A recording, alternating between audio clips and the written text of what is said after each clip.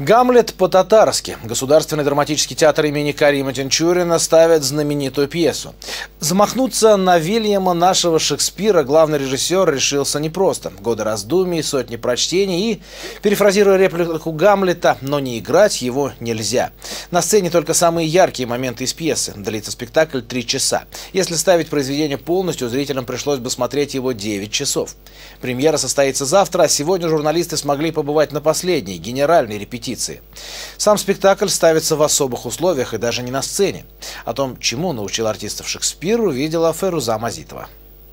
Второй бой. Потеря мяча.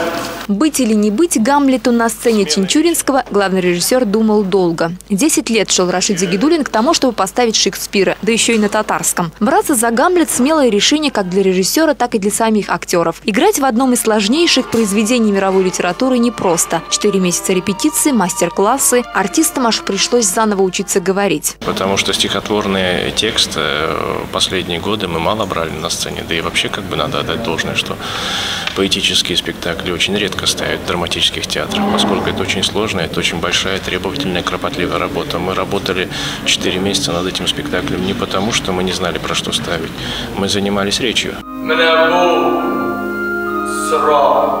Гамлета играет Артем Пискунов после театрального 5 лет на сцене. И вдруг такая роль – мечта, которая не каждому актеру доступна. Ролью Артем проникся. Шекспира перечитывал почти 50 раз. Более того, научился играть на флейте. Инструменте, с которым Гамлет сравнивает себя. И точно, быть хуже флейты нельзя. Я хотел бы еще пару месяцев порепетировать, потому что репетиция – это самое, как сказать современным языком, кайфовое место. То, что когда ищешь, то, что хочешь больше его понять, больше в него вжиться, самое интересное.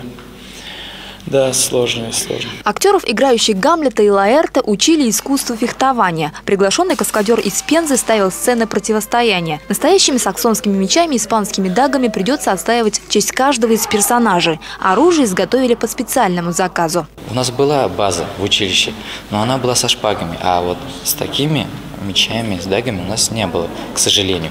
И пришлось заново все это начинать. Он все это поставил, как правильно стоять, занимался с нами. И мы сделали драку.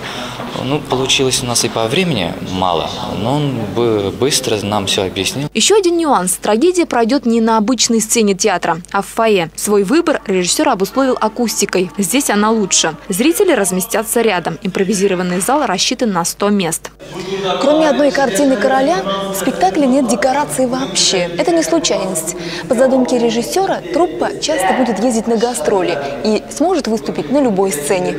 Перевод на татарский язык в свое время сделал еще Наки Санбят, известный народный драматург, писатель-филолог. Пьеса состоит из 96 печатных страниц. Тинчуринцы сократили его до 63. Взяты самые яркие сцены Гамлета о семейных ценностях и о личной трагедии главного героя. Театральная элита республики постановку уже оценила на специально для них устроенном спектакле. Зрители его могут увидеть уже завтра. Феруза Мазитова, Ленар Хузиахметов, столица.